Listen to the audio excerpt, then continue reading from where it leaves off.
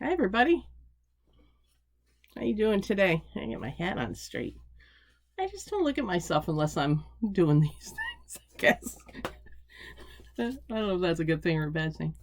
Anyway, as I mentioned yesterday, this week I'm doing a series on different things that people have said to me that have kept me thinking about them over a period of time. And as I said yesterday, you might have been one of the ones saying these. And if so, know that I am crediting you, even though I don't know who you are, who said it. These are not things that I read, because those I could credit easily, but rather things that have been said in conversation with me or that I've heard in a larger group setting. And I wrote them down because they really caused me to stop and think. And so this week I'm sharing some of those with you in hopes that they can get you to stop and think too, because that's what Prayerful Pause is all about, right? It's carving out a time to think of something greater than ourselves. All right, so here's the quote for today. Institutions hold environments. The more volatile the space is, the more rituals are needed to create holy space. Let me say that again. Institutions hold environments. The more volatile the space is, the more rituals are needed to create holy space. The more volatile the space is, the more rituals are needed to create holy space. Because institutions hold environments. Institutions can be anything, can't they? Obviously, this is probably said about the church, I would guess. But it's also true of our homes, our families, our businesses, our neighborhoods. Any place where there is community, any place where there is some sort of gathering of a group. It doesn't have to be a formal institution, doesn't have to be an incorporated institution or entity, but it is something, some structure. It holds an environment, and we've talked before about holding the space for other people in that environment. So institutions, they create the environments, and then when you look at the environment in there, when you look at the space that's being held, the more volatile that space is, the more upsetting, the more, what's another good word for volatile? Explosive, perhaps, uncertain, uneven, shifting sand. The more volatile it is, the more changing it is, the more we have to have rituals to create holy space within that. Now you'll notice it does not say that rituals will calm the volatility. It may, but what it's saying is that even within, among, surrounded by the chaos, we create the holy space, the space that is calm, the space where we can connect to Jesus or Spirit or God or river of energy or whatever it is that you choose to connect with, that is what I think of as essence, the center, where I get recentered. So the more chaotic and volatile and everything the things are around us, the more we need to have ritual. Well, what does that ritual have to look like? That's going to be up to you. And is it individual or collective, corporate, private or shared? That's also up to you. There's no right or wrong here. Are you a person who regains your center and gets back in balance better by yourself? Or do you do it by connecting with people you're close to? Are you energized by being with others or by being by yourself? Classic definition of extrovert or introvert, the place that energizes you. I become most grounded when I am speaking with or in the presence of people I love, people who have touched my life. I'm grounded in a different way, depending on who the people are. And what my role with them has been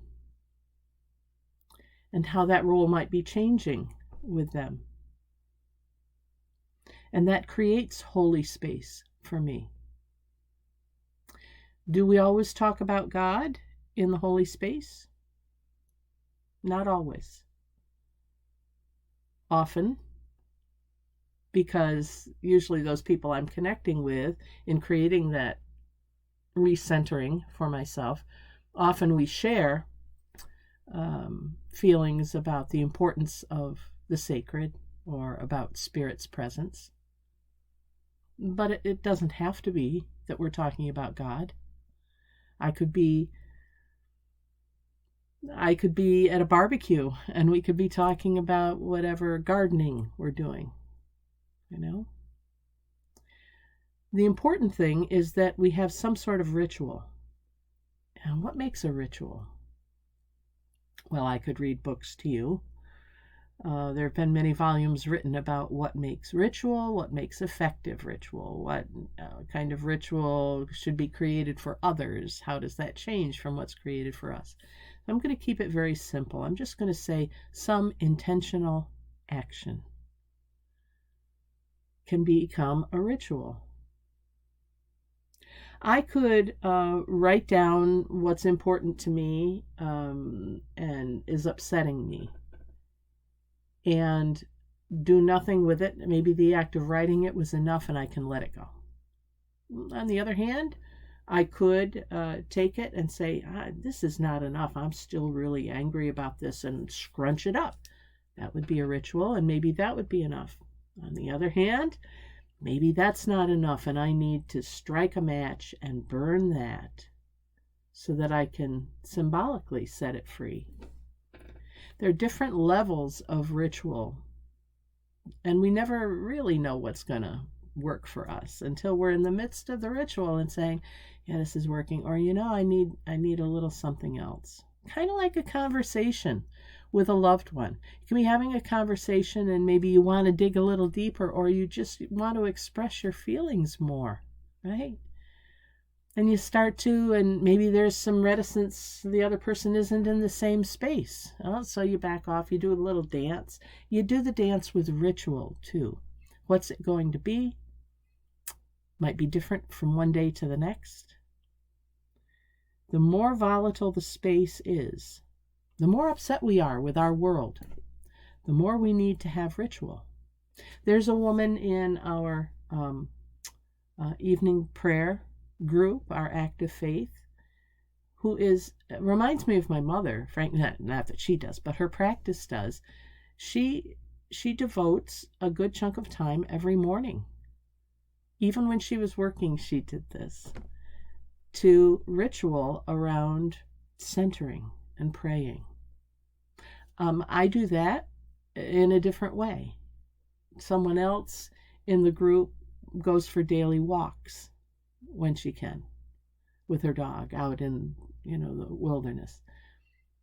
These are ritualistic things. And what makes it a ritual? Well, I think the symbolism and significance that it has to us. It could be a repeating ritual, but it does not have to be.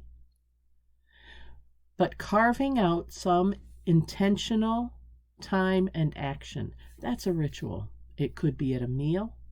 It could be in preparing a meal. It could be a ritual of thank you notes. A lot of people don't do those anymore, but that was a nice ritual. It could be my brother writes to me through the postal service every week, and it's a ritual, and my getting those letters is a ritual, and I love to open them and read them. I can hear him. This is in addition to our weekly Zoom family gatherings. So you find the rituals that are meaningful for you, and that's what helps us to sort of calm the oceans and the currents and the volatility in the group, in the environment surrounding us.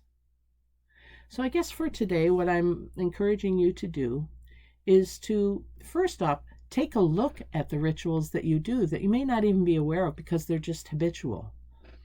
Become intentionally focused on what you do and think of them in terms of ritual. And then the second step is to look at how they affect you, so that when you are feeling that everything is chaotic and in turmoil or volatile around you, you can say, okay, time for me to do whatever your ritual is. And the chances are you have more than one. Most of us do. We have several rituals throughout the day. All right? Institutions hold environments. The more volatile the space is, the more rituals are needed to create holy space. Good luck creating some holy space today, or at least thinking about it. I hope you have a great day. Thanks for joining me for this prayerful pause in your day. I'm Pastor Deb Swift of South Presbyterian Church in Rochester, New York, and we'll see you next time. And until then, God bless. Be safe, take care, and bye for now.